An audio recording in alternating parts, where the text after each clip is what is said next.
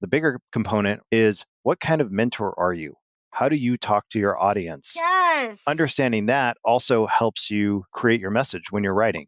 We're this way, we're that way. So we need to talk with this type of language. We need to talk either with authority, or we need to talk in a joyful manner, or we need to talk in a confident manner, or we need to talk in a playful manner. Those things all work together. And so understanding that is, I think, really key to writing good copy and keeping it on message and on brand with who the organization is, and understanding what kind of mentor they are. Yes. And where your strengths lie. I am a full-on Yoda. If I went Obi-Wan on my clients, they'd get confused.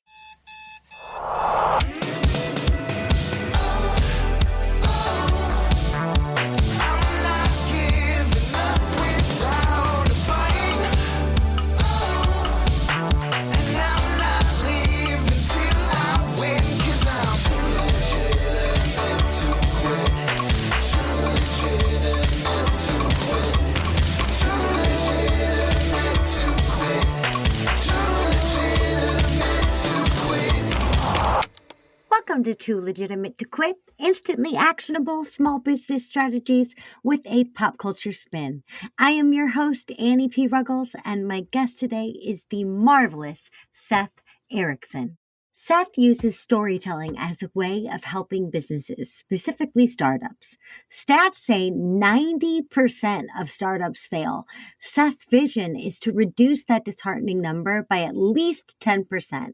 He recognizes many startups excel at building their tech and ideas, but fall short when communicating their value to the world. Enter Seth, who teaches these budding business owners one of the most effective communication methods, an art form that has been part of humanity for as long as, well, humans, storytelling. Seth believes these entrepreneurs will find proving their value to investors and the marketplace easier with the techniques that he teaches. He has seen firsthand how incorporating storytelling can make a presentation and product stand out and become memorable to investors and customers alike. So if you're searching for a 6'8", globe-trotting branding agency owner with a sense of humor to aid in your startup endeavors, look no further than Seth Erickson. Seth, I am so excited to have you here. Question for you. What the heck do small businesses need to focus on this week? Their messaging, and more specifically, the story that they tell with their message. The messaging and the story that they tell. Yes.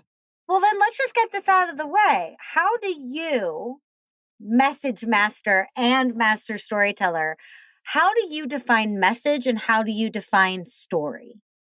Well, I just think of your message as, basically the words that you are using to convey your idea, your product, your service, what you do. So that is part of your message. And obviously messaging can get really specific, but I'm speaking of it in a general way.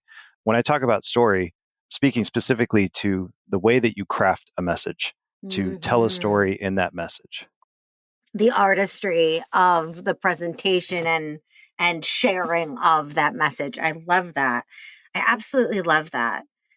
I think one thing right off the bat that I want to get your impression of, if all small businesses this week need to be focusing on the message and the storytelling they use to convey and impart that message, does everything have to be so dramatic and trauma-y in order to be impactful? What I mean by that is I hear from clients of mine all the time that say, I'm not all that interesting. I grew up in a totally normal, do I have to hate my childhood in order to be a successful coach? Does my about page need to bear my soul? Do I need to give all the details of my trauma, or do I need to make my life seem more interesting? In terms of people's detail and the detail of their lives and the deck that they've been dealt to this point, do we need a certain level of trauma in order to be effective? Is there such a thing as too much? What's your impression for all those people out there that say, well, my only story is a sad story, or I don't have any stories to tell? Wow. There were so many things that I could answer in that question. Yeah, I asked you like 75 questions in one. So there you go. Have fun. So one of the most important things about telling your story is what you learned from that story, right? That's kind of the end point. That's where you've stolen the fire from the gods and you've given it to mankind, right? Yeah. There is a transformation that happened through your journey, through your story. What is that piece, right? If your story is just, I did this and I went here and I went to school here and I grew up here, Mm-hmm. it doesn't appear that you've learned anything and there's nothing interesting about you, right? Like all heroes have to go through transformation, and the transformation at the end, they get the golden elixir that gives life, right? And Right. so if you're talking about like a coach and they're like, well, my life's not that interesting. Well, what have you learned from your life? and Yes. and that is the piece that people want you to impart to them, that understanding, right? The other thing I would say about the emotional aspects is it's important to have emotion, but it doesn't have to be drama, right? Emotion can be having empathy, Mm. having understanding, being caring, being kind. Any message needs to have some level of emotion, because without emotion, human beings just don't act, Mm-mm. right? Like in the book, I talk about a guy who had damage to the frontal lobe of his brain, and he basically lost his ability to have any emotions. In doing so, he lost his ability to make decisions. Ugh. Like he literally would just go to the store because he knew he needed to go to the store, and he was supposed to get like eggs or milk or something, and he couldn't make a decision on which eggs to buy Right. or which milk to buy because he didn't feel any way about anything.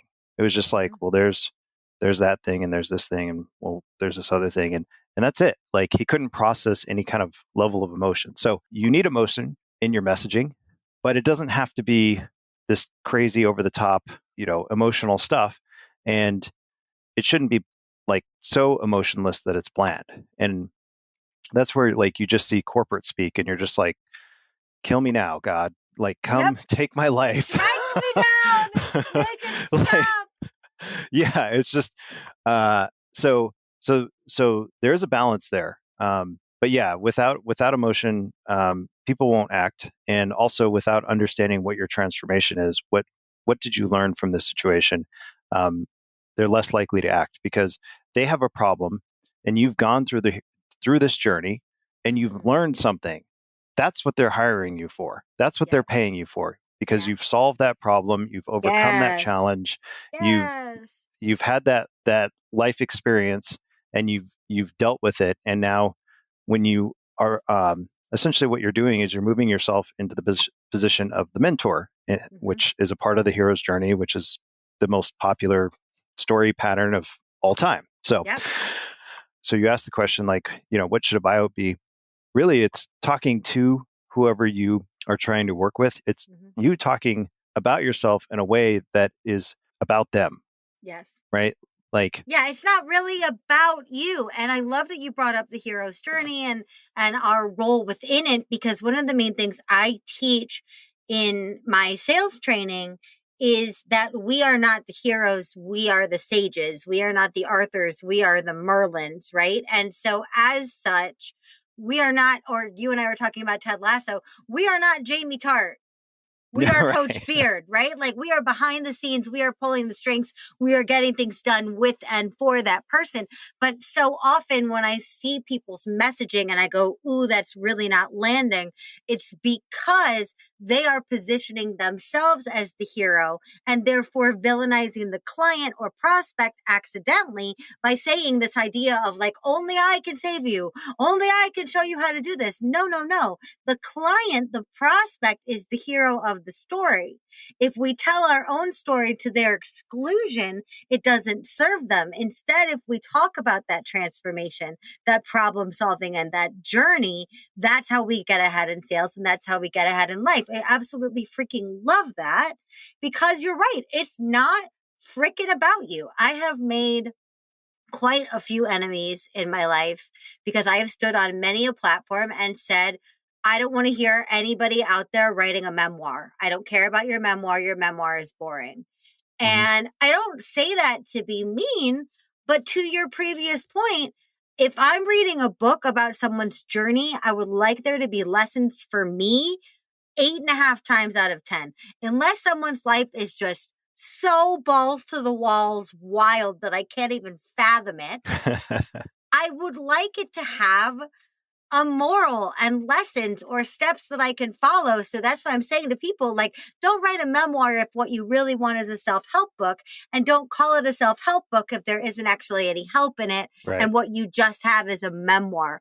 Do you see that in your work? Do you agree with me? Feel free to disagree if not. Oh, no, I 100% agree with you. Actually, I've worked with a couple of sales teams, and I'm like, you know, don't get on the phone and talk about yourself. Everybody's always trying to push a product, right? Yeah. Well, there is a problem that the product solves. Yep. And so, but if you start with the product and you push the product first without really addressing the person's problem, their pain, how they feel about it, what's going on, right? You are basically, I call it the order of operations, old math term, Yeah. right? Like, Yes. this thing needs to happen before that thing can happen. But people go in with them flipped around, or they go in with them talking about themselves or whatever. And in the book and in the way that we coach our clients, it's always, you need to invite that person into that story. Instead of shouting out that with marketing, instead of going blah, blah, blah, you need to understand where they are. And really part of that is just empathy. Like, Heck yes. just be a human talking to other humans, and don't be a robot talking to humans. Yes, and remember that you're talking to a human. The reason my signature program is called Sales for Empaths is that we have this tendency to misfire in empathy and make everything about us when it really truly is about them, and we're trying to show up for them. But it's that point of empathy is supposed to foster you into connection. It's not supposed to trap you. Yeah. But if you don't have other emotions that you want to bring to the forefront, bring that. Abso-freaking-lutely. One of our recent clients, we were trying to get them to kind of wrap their head around this concept. And I said, how do you know when somebody is an expert? And they said, I don't know. Like, they were just very honest. And I said, when they can talk about a problem at a deep level, right? It's not because they tell you how amazing they are. It's not because they tell you how incredible they are, how many awards they've won, how many accolades they have, how fast their car is, how big their house is, right? Those are byproducts of them being an expert. But when they can talk about the problem at a deep level, it makes you automatically go, this person gets it, right? Like, they understand what I'm going through. They understand not only the high level stuff of what I'm going through, but they understand like the emotional stuff that's underneath. Yeah. And so, like you said, that's also where empathy kind of connects together with that concept. I love your point that it's not about the width of your knowledge. It's about the depth of your knowledge. It's not, I know a little bit about 97,000 aspects of this. It's that I can go deep, layer by layer. I can pull in the different elements. I can evoke stories and examples. I have all of this kind of well of info. That's what I look for in an expert too. I freaking adore that. Adore that. And I think sometimes in our messaging, we try so hard to cover a ton of ground because we're trying to cast a big net. So, you put on your website, well, I'm an expert in this, and this. And I used to be an expert in this, and this. And I'm like, okay, hold on. I need one touch point. I need one area that I can latch onto so that I can be encouraged to go deeper. What are some of the issues you see when people try to position themselves as experts? Oh, well, it's it's all the standard pablum that has pretty much just become tropes. We we're cutting edge. We have the best customer service. We do this, we do that. And it's all about them. The conversation is completely focused on them. And so, we talk about, like, how do you change that conversation? Because you can use storytelling, which I, absolutely believe is powerful, but I've also seen the results of using it effectively. Yeah. But it's how you do it, right? Because if you're just sitting there saying, we're so amazing, we're so creative, we're so whatever, you are telling a story, but it's about you. It's not about your customer. And so we often see people who just talk and talk and talk about themselves, and they're not really talking about the customer. They're not really addressing the problem. And quite often when people kind of start this journey, I'll counsel them and say, start with the problem. Yes. Oh, hallelujah. Oh, oh, hallelujah. Hallelujah all day. Yes. Start with the problem in storytelling, in marketing, and in selling. Please, please remember your role as a problem solver and start there. Keep talking, Seth. I didn't mean to cut you Yeah. off. Yeah. I mean, the thing that I always point out to people that they know, but they forget is like the only reason you're in business is to solve a problem. Yeah. Nobody's hiring your services if you're not solving a problem. Even if you're like a freaking artist, people need beautiful art in their homes. You're Yep. solving that problem, or they need, beautiful art to go in a museum or whatever. Like that is solving a problem that buyer has. And so Yes. people pay you to solve their problems. They don't pay you to talk about, how amazing you are. And so the message is lost. And, there's other pieces like how you phrase things, right? Like if you're saying us all the time instead of you and your, right? You and your changes, I'm talking about you. Yes. I always give the example. It's like if you go to a party and you meet somebody for the first time and all they do is just talk about how amazing they are and Ugh. what do you want to do? Everybody's like, oh, I need to go get a drink. Oh, I'm going to go to the bathroom for the 19th time in a 10-minute conversation. Whee! Yeah. But if that person goes, I'm so and so, and they ask you basic stuff like, what do you do? Oh, I do this. Oh, do you like that job? Well, actually, here's how I feel about it. Wow, that's really Yes. interesting. There's a story that relates to this. There's a guy that I was friends with that he was a race car driver for BMW. And I'm like, I don't know anything about race car driving, right? But it sounds cool, right? I'm like, you get paid to drive cars really fast. Right? That sounds amazing. So I go up and talk to him, and you'd think a race car driver would have like this big over the top personality. He's a race car driver. He's like a rock star but with a car. Guy was totally down to earth, totally chill. And so I thought, just asking about race car driving would get him going. And he just was like, yeah, I race for BMW. It's like, Oh. okay. So I'm like sitting there and I'm trying to figure out how to connect with him. I'm like, man, that must require a ton of focus, like to be driving and having to pay attention to all the curves and the road and whatnot. And he got all excited and he's like, yeah, it does. Like I'm like sometimes, mentally exhausted when I get done because, we're doing like these 24-hour races and different things like that. And that got him going.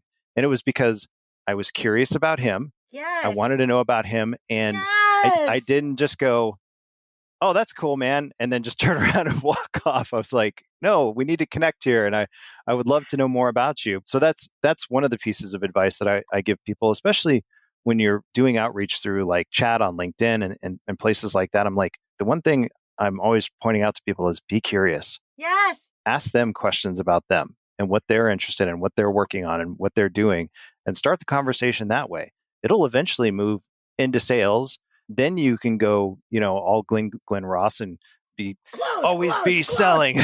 Always be yeah. close. Yeah. But no, you're so unbelievably spot on all of these things in terms of exactly how I teach to sell. Because what I always talk about is if I went to a restaurant and the server talked over all of my thinking time, telling me about the specials over and over in grand detail when I've already said, okay, please give me a minute to think about it. If they stood at the table and they were like, Seth, did I tell you about the chicken? You would leave. If I went on a first date with somebody back when I was dating and all they did the whole time, to your point, was talk about how great they are and list their CV at me, I would leave. We are trying to lure people beautifully and ethically and with integrity into our brands and into our messaging. We can't do that by intentionally alienating them right at the jump by blabbing at them. Right. The story is for the receiver. It's not for the teller, it's for the receiver. And one of the things that I think about all the time is my mom's a motivational speaker, now retired, and I grew up really loving and also like kind of hating Tim Burton's movie Big Fish, which is about this idea of like tall tales and this one guy who tells the same giant stories his kid's whole life. And the kid is so tired of hearing all of the stories, but he doesn't realize that his dad's telling the story both for him and to give pleasure to the audience. And so often we forget that there even is an audience if we've been the audience clients before. And so many of us are selling problems and transformation that we've become inured to because we've already solved it for ourselves. That doesn't mean that the story doesn't have value for other people, right? Right. Right. Yeah. The story is about the hero. You, in your own personal life, you are your own hero, right? Like we're all on our hero's journey. But when you're talking about other people, the story needs to be about them. And that's how the communication needs to go across, and how most people need to change their thinking. Because if what we were talking about right now was commonplace, we wouldn't even be having this conversation. We'd be having a different conversation. Yeah, we would be doing something entirely different. Yeah. And so ultimately, the story is about your customer. Your customer is their own hero. And so when you start changing your perspective and looking at it that way, you start changing your language, you start changing how you talk to people, and that affects your messaging. And that makes people want to listen to you, makes people want to remember you. It makes you stand out in a sea of noise. It positions your brand differently. It does so many amazing things. Yes. Absolutely. Was there a change in your own perspective that led you to write your new book? Yeah. So I'll tell a little story. I'll try to keep it short. In 2015, I was running a web design business. We had 22 people, and one of my good friends who does international branding for GoDaddy, or he did formerly, he said, "Seth, you're a storyteller." And I said, "Great. How the fuck do I make money being a storyteller? Like seriously, I'm not going to go to Hollywood and start writing screenplays. I'm not writing a book." Little did I know. And I just, in my mind, thought it was, stories are for entertainment. And he gave me this book called Story Wars by Jonas Sachs. And I read the book and I went, well, this guy, he runs an agency and he's making money as a storyteller. There's got to be something here. And so I basically read that book, and then I read more books on story and more books on story. And man, Audible loved me that year because I think I read about 50 books on the topic alone. And from there, I started learning about neuroscience, because some of the books would start talking about neuroscience, and they would give little bits and pieces. And I was like, well, I love learning about the brain. So I read several hundred research papers. They were all extremely boring. And so I basically just tried to distill down the points that I thought were really interesting about storytelling and include that in the book. But through that process, I was like, holy shit, storytelling has been with us since the beginning of time, however long we've been here. Yep. We've used it to pass information. We've used it to connect with others, like you were saying in Big Fish, right? And yeah, even some of the neuroscience is really interesting about how we connect when good stories are being told. Yes. But, so a lot of it changed my perspective. And there was one slight change before that helped, which was I went to design school. I was taught design makes the world beautiful, and it does. But quite often, beautiful design doesn't sell unless, you're Ferrari or something like that. Right. But in a service-based business, in a small business, having a good design is really something that a customer can go, okay, these guys look legit, right? And then the rest of what makes the sale happen is the words. And we were designing beautiful websites and winning awards, and we were going, why isn't this moving the needle? Yes. Right. And I had to kind of go, wait a minute, it's words. And then you combine that with storytelling. And then my perspective started to change as I learned more about what story was, because like I said, I just thought it was for entertainment. And I learned that I was way wrong about that. But I think a lot of other people have that perspective. They're like, there's stories in songs, there's stories on TV, there's stories in books. And, my friends tell me stories about their day or whatever, my spouse or loved one or whatever tells me stories. But it's like, it's so much a part of us that it's almost like breathing. Like nobody sits down and goes, breathing. I bet that's really important. No, they're just like, I breathe. Breathing. Should I breathe today? Yeah. Yeah. Did I just breathe today? Yeah. So we're always telling stories. And that's one of the things that I'm trying to get more people to understand is like, we are all storytellers. Yes. This is the pattern. This is the way. Yeah. This is the way. And I think many people have kind of lost sight of it, and they don't understand, the power of it and what it actually does. And so So yeah, I had to make a big change in my thinking, Yes. and so I got, like Prometheus, I got that fire and I wrote a Yeah, book. you did. You did, but the thing is, like, I am a neuroscience nerd as well. And one of the things I really love is the science of emotional contagion. And you can see on fMRI and people's breathing and everything else that when they are enwrapped in a good story, storyteller and listener sync up Yes. in a bunch of really cool, incredible ways. And we can do that through our websites. We can do that through all these other things. But I love so much that you brought up that just because it's beautiful, it doesn't mean it's emotional. Just because it's beautiful, it doesn't mean it's evocative. I can go to a really beautiful restaurant with great ambiance, but if the food's not good, I'm not going to remember the name of the restaurant the following week. So that it's got to be purposeful beauty. It's got to be beauty with intention, beauty with emotion, so that we're trying to elicit and inspire something. I just 1 gajillion% agree with all of that. Now, you snuck into This Is a Way there, and I'm sure you and I could pull a lot of things from The Mandalorian. But today, I have brought you here not to talk about any Star Wars or Disney derivative. No, no, no. We are talking original trilogy. Seth, what does any of this have to do with Star Wars, the classic original 4, 5, and 6? In my opinion, it's almost that's the only Star Wars.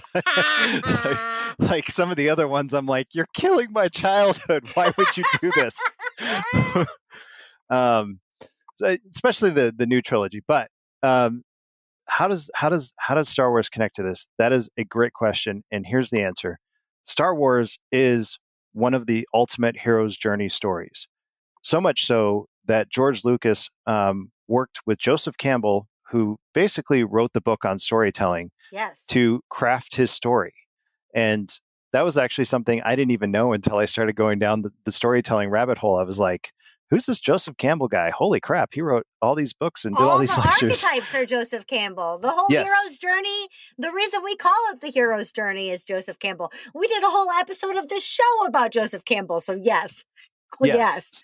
So he worked directly, or Lucas sought out Joseph Campbell and worked directly with him to craft the story of Star Wars. So this Star Wars follows the ultimate hero's journey. It follows all the landmarks along the way.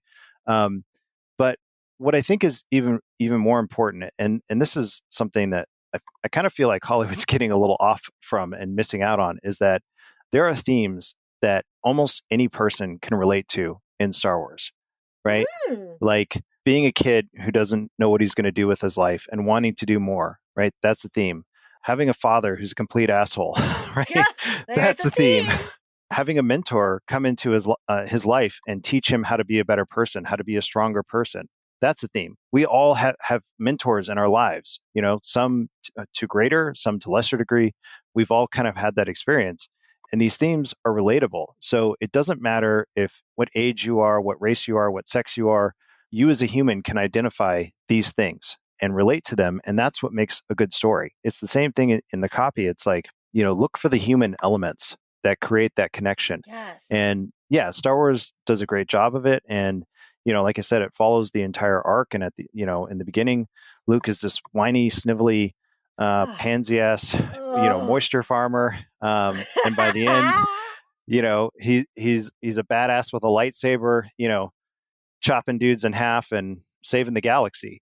But he didn't just show up that way. That's one of my issues with new Star Wars is like, I never felt like Rey had any challenges in her life. She just picked up a lightsaber and just started whooping ass. And I'm like, where's her training? Where's these people that help her along the way? She had friends, granted, but like it just, there wasn't. It wasn't the same earned wisdom. Yeah. That we've come to associate with Jedi. But so I'm a Luke girl. I am it's not that I do not love my princess and my general. I freaking do. always and forever. But if someone asks me like why I'm a lifelong Star Wars fan, the answer is 2 words, Luke Skywalker, or 2 words, Mark Hamill. Either way you want to look at that. But one of the things that I love most about Luke, you already spoke to, it makes me feel so much better about myself when I'm having challenges, because Luke was such a whiny little bitch. Like, Yes. oh my God, stuck in his own story, stuck in his own spiel, running around like a whiny little hot rod. I don't want to train. I don't want to listen to Yoda. I don't want. But when I encounter resistance, there have been real times in my life where I'm also being a whiny little bitch. And I will tell myself, you're Skywalkering right now. Like, Rise of Skywalker to me means Rise of Whiny Little Bitches. Like, but that's how we grow, is we push ourselves beyond our energetic boundaries. And by the same token, if all we ever saw of Luke was badass Jedi, unstoppable, incredible until he chooses to go away and do other things, Luke, then it wouldn't have been a journey at all. It would have just been a showing of force. So He wouldn't have been relatable. it's impossible. That's relatable. That is relatable. That right there, when it's like, I'm snot crying because life is hard. Yes, Luke, that we understand. That we get. Yeah, if he shows up and he's all badass, from the get-go, it's like, well, that's cool, but like, I don't think people would have remembered Star Wars the same way. It's No. like quite often Arnold Schwarzenegger movies don't quite have that hero's journey. What? Like he just he just shows up and he's like, I'm Arnold, and then bad guys come and he's like, I guess I got to kill them all, and we're like, go Arnold. But like job, nobody's Arnold. like, man, Commando, that was a masterpiece of storytelling. Right. It had some great parts. I see myself in Kindergarten Cop. No, I don't see myself in Kindergarten Cop, but I do see myself in a moisture farmer who is royally confused about his place in the universe and also sometimes feels powerless in the face of his own power. That I frickin' feel. Yeah, and has a crush on his sister. So, I mean, like, I'm an only child, so I can't speak to that one. But so am I. So but there's also there's such a relatable ensemble around him as well, with their own imperfections and stressors and challenges. And Han and his never tell me the odds. Like, we've all had those days too, where we're like, I am holding on by a thread here right now, and if you come in and throw rational fact at me, I will vomit on you to get you to leave me alone. Right? Like, we've all had that thing too, where we're like, listen, I'm hanging on with everything I got right now. That happens in the sales process too, when we come to people and they're so keenly aware of the problem that they need solved, that if they feel like we're hitting it too strongly, they're like, yes, thank you so much. I know what's happening now. I need you to tell me how we're going to get out of here. Not that we probably won't. How the hell do we get out of here?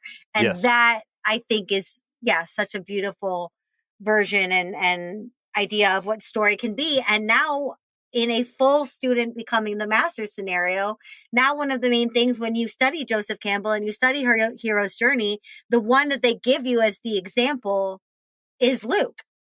Mm-hmm. So how magnificent that George Lucas studied enough.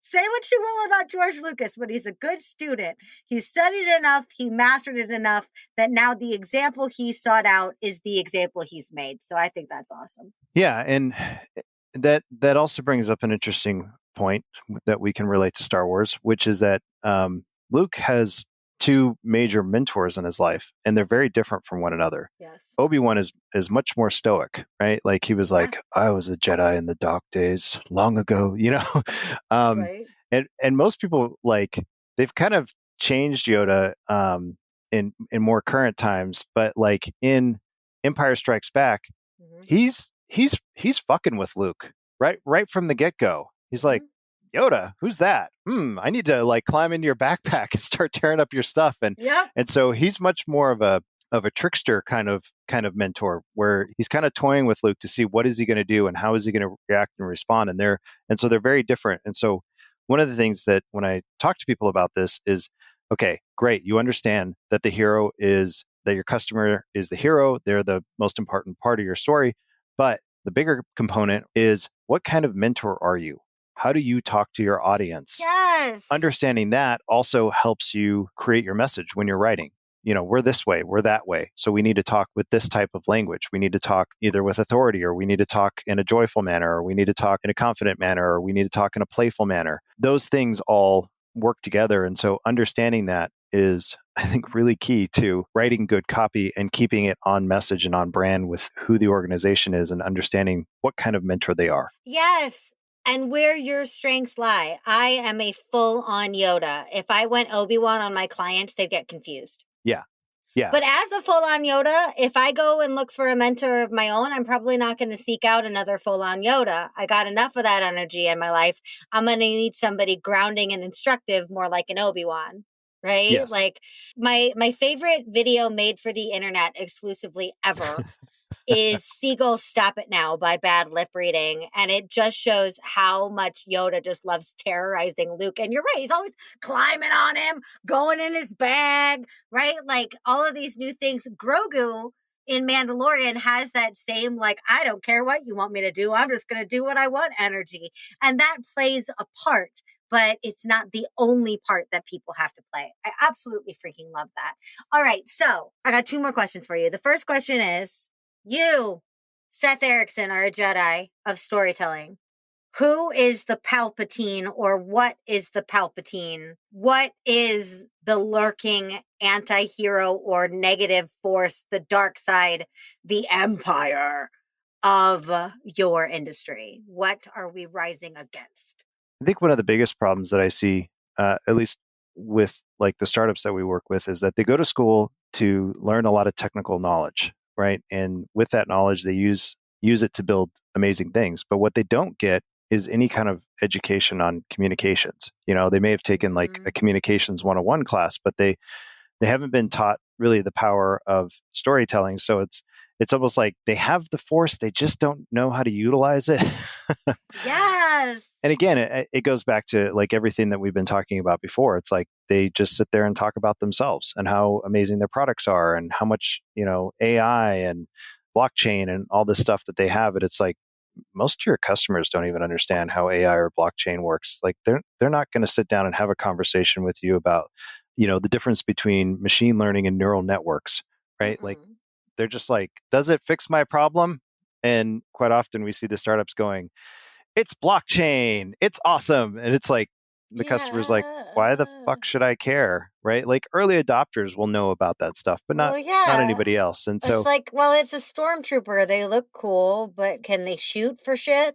no, couldn't hit the broadside of a barn. No. But yeah, so I guess another way to put it is miscommunication, right?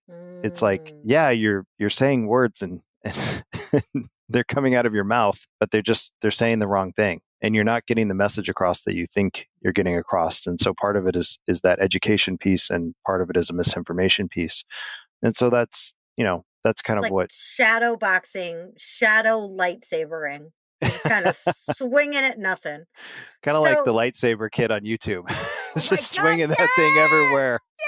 Yes, yes, but with such enthusiasm. And isn't that a great analogy or a great comparison for storytelling? We're doing so much of it with so much enthusiasm and so little skill. So Seth, for people out there who need a mentor in their storytelling life, or who really want to understand the neuroscience or the emotion or the skills involved, what is the best way for our listeners to start a conversation with you?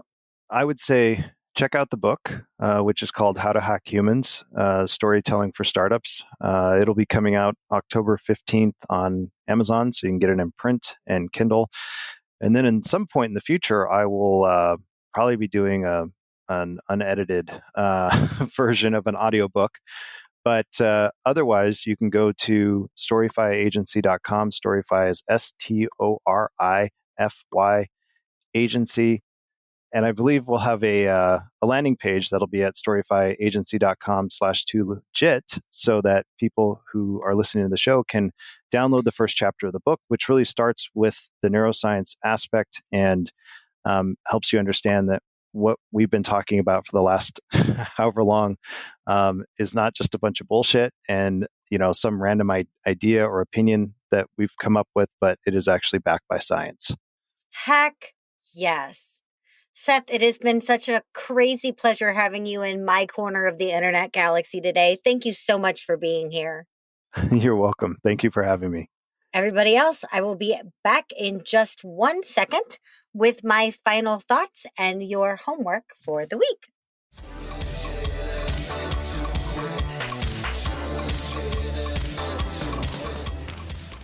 Well, hey there, listeners. So, on this episode, I stated one of my more provocative stances that most memoirs make for alarmingly boring books. You have to help the reader draw connections to their own lives, actions, hopes, dreams, if you want the lessons to stick. However, there are exceptions.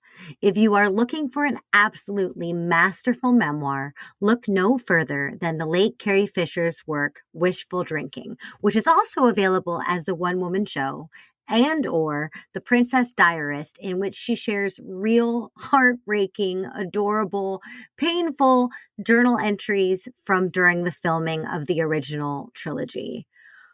Woof. There's this whole part where she talks about Harrison Ford and Mark Hamill, and I'm not going to spoil it, but just tugs on the heartstrings. In these books, General Princess Battle Axe Goddess, as I cannot call her simply Carrie, it feels disrespectful, is so absolutely vulnerable and raw, but with an edge that shows that this isn't her first rodeo, and these aren't new wounds. She's bled and lived to tell the tale so damn well they made an action figure. She shows us our own rough edges by exposing hers. She laughs at herself not out of cruelty or pandering for pity, just with the dry wit of someone who's been there and the desire to share the knowledge. Your homework this week is to look at the tone of your brand's storytelling elements. The whole point of a story is to evoke emotions, right? But highly manufactured storytelling elicits a knockoff response in the reader. We want the real deal. We want their hearts and minds to sync up to our words, don't we? So, as your homework this week, I want you to strip the veneer away from your stories. If you're trying extra hard to be humorous or flashy or impressive, what might it feel like just to state the facts in your own voice with your own opinions? Are you trying to wax poetic when you could just tell the truth? Are you leaning on buzzwords when your own detail is worth so much more in the hearts and minds of the listener?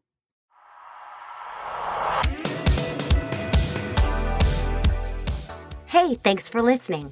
Too Legitimate to Quit is brought to you by the Non-Sleazy Sales Academy and me, your host, Annie P. Ruggles. Listen, we talk a lot about marketing on this show, and that's because I fully, earnestly believe that every dime and every moment we spend marketing is totally worth it unless we turn around and sabotage ourselves at the finish by refusing to sell and sell beautifully. Why? A lot of us have a misconception of what selling actually requires of us or who it needs us to be. Please give me the opportunity to help change your mind at www.nonsleazy.com. That's NONSLEAZY.com. Big shout out to the fabulous dudes who help make this show what it is. My producer and editor, Andrew Sims of Hypeable Impact. My composer, Riley Herbastio. And my show artist, Francois Vigneault. They're all fabulous, and I'd be glad to introduce you. Until next week, just do your best, and remember, you're too legitimate to quit.